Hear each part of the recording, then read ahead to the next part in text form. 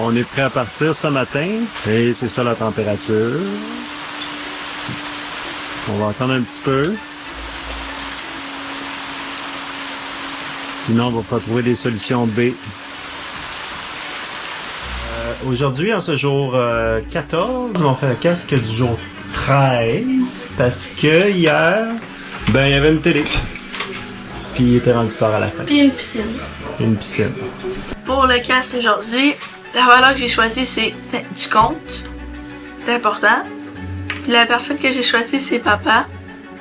Parce que il traîne la liste, puis c'est lui qui lead la famille dans le trip de vélo. Fait que pour ça que papa il est important. You matter.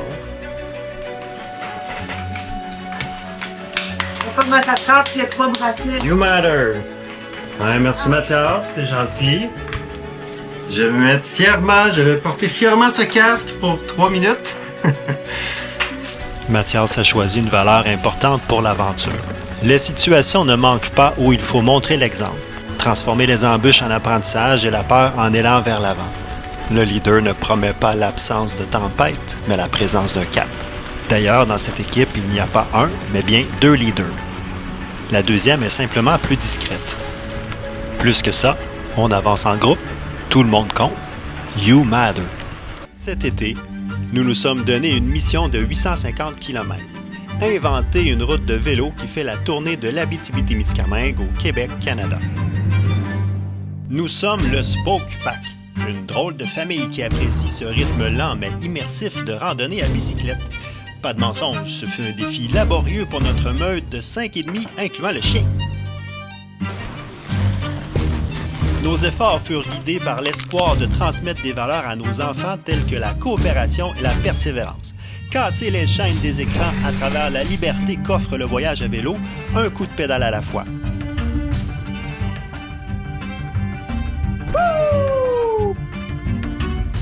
Suivez-nous durant notre aventure de 16 jours sur l'Odyssée de l'Abitibi-Témiscamingue. Alors, c'est reparti ce matin. Il est environ 10 h, jour 14. On a entendu que l'orage passe là, de 9 h à 9 h 45. On a eu un déluge un petit peu. Et puis, aujourd'hui, 46 km vers la Force. On est resté à Auguelis. Très belle place.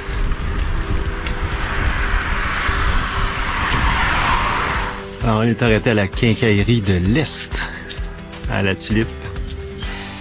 En prévision de la pluie. La pluie vient de cesser, mais on a quand même des chocolats chauds et des cafés chauds à boire. Je sais pas, je peux te donner un. Papa, j'ai plus.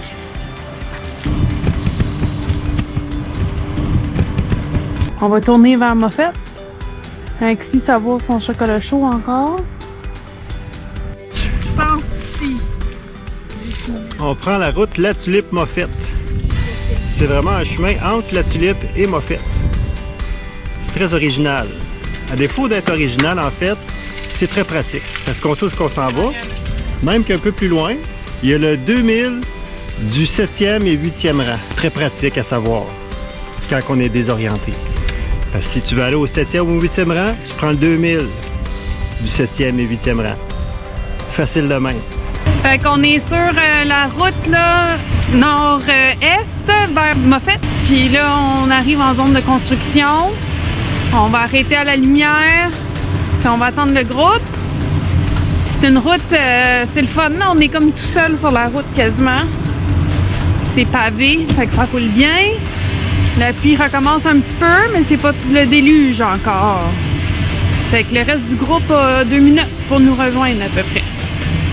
Quand on a un animal, là, c'est comme un membre de la famille, c'est une responsabilité, on ne peut pas l'abandonner. C'est plus elle qui va nous abandonner. Ouais, mais elle ne voudra pas nous abandonner.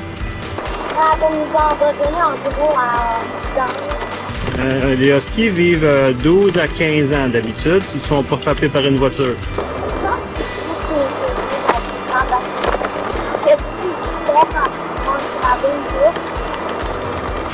Puis Mathias, comment que tu trouves ça après 13 jours de vélo?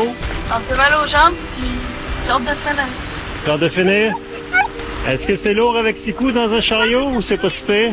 Ben, je suis capable. C'est quand même plus lourd qu'avoir juste pas de cardio. Ouais. Ça ralentit un peu. Martha, tu vois, vous sortir à Prends soin d'elle. Tu vois quelqu'un qui tire moins, elle marche moins vite. Là, on la remet dans le chariot. C'est ce que tu regardes? Ouais, puis faut faire attention à ses pattes. Oui. On a essayé les jartelles, mais ça n'a pas trop marché, hein? On pourrait le réessayer si jamais il y a des bobos à ses pattes. Là, elle veut courir, là. Ouais, elle a mis sa patte de main. Le point qui est dans les soirs. Hey, hey. Deux chiens différents. Ouais, beau chien, beau chien. Non, non. Beau chien. Hey, hey. Hey! Allez, allez. OK, OK. Oh, chien, c'est tout. Ah, OK, il est parti.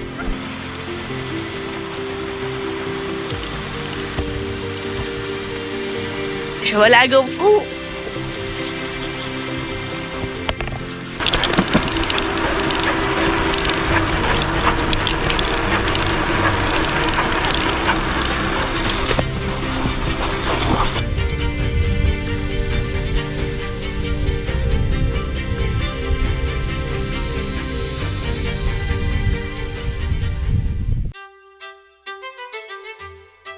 Ce petit coin perdu du Témiscamingue constitue une zone tranquille sur la carte. Un endroit où la forêt parle plus fort que le bruit du monde. Les routes y mènent doucement, comme pour rappeler que l'essentiel n'est pas d'arriver vite, mais bien de profiter du temps passé dans sa nature.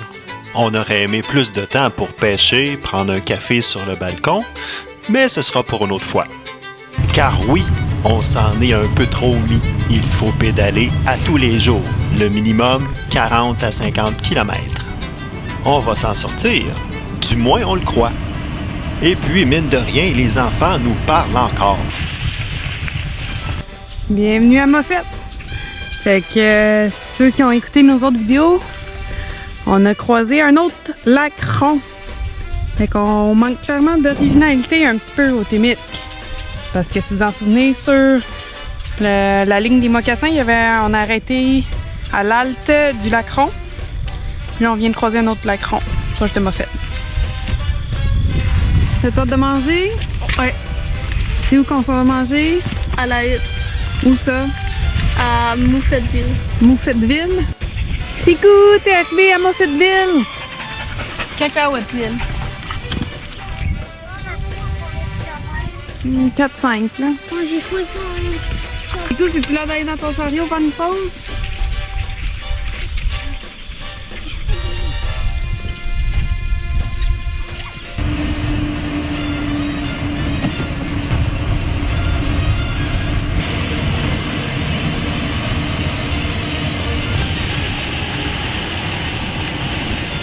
On est au restaurant La Hutte, à Moffett. Alors, on est à la notation de la poutine. Ça vaut le détour. C'est le clou du spectacle poutinien. C'est vraiment les frites. Et puis après ça, le ratio fromage, sauce. Vraiment très réussi. L'ambiance est très bien. On est seul dans le restaurant, ou presque. C'est un restaurant à bar. On a la section restaurant. Fait qu'au niveau de la note, le service est impeccable. Je pense qu'on peut mettre un 9. Un 9 facile, même un 9.6. Ok, on a dit un 9.6. La sauce est très très bonne, effectivement. Elle est délicieuse, différente des autres. Le fromage est petit, donc même s'il était froid, ben, il réussit à faire du squishy, à ramollir, puis à bien diffuser la chaleur partout. Hey, mon ami, comment qu'on. Par où qu'on va de Moffett à la Force? C'est facile, mon ami. T'as juste à prendre le chemin de la Moffett à la Force. Mais c'est trop facile! Ça se peut pas! On vient juste de croiser un type à la sortie de Moffett qui arrivait de la Force. En fait, originalement de Wenaway, c'est un monsieur de Wenaway. Il a pris la peine d'arrêter en auto avec son enfant. Il est resté dans l'auto, mais il est venu nous serrer la main. portait un chandail d'Ironman, puis il nous racontait qu'il faisait 30 km de vélo par jour. Puis il a pris la peine de serrer la main de chaque enfant, chaque adulte, puis nous féliciter pour ce qu'on faisait, de persévérer dans la motivation et dans les défis, mais pas trop de défis. Hein? On a un petit peu peur pour Rapid 7 qui s'en vient, puis après ça de Rapid 7 à Val-d'Or, qui est le pire chemin et la plus longue distance au total.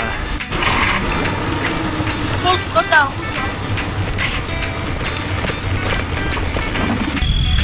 Fait qu'au loin, on a une amie chèvre qui brûle son herbe. Le changement des chiens de ferme qui nous jappe après. Puis on a un coco qui se fait mouiller dessus un peu. Mais c'est pas si pire. Hein? Correct, hein? La taille des arbres a diminué et les conifères deviennent graduellement majoritaires. Nous regagnons le nord, la frontière de l'Abitibi se rapproche. On est arrivé à la force. Un petit point perdu de chasse et de pêche. On s'est sauvé de l'orage pour l'instant. On va pouvoir peut-être se mettre à l'abri. Accélérant la cadence, nous arrivons à devancer la tempête et la petite communauté de la Force nous offre un accueil chaleureux.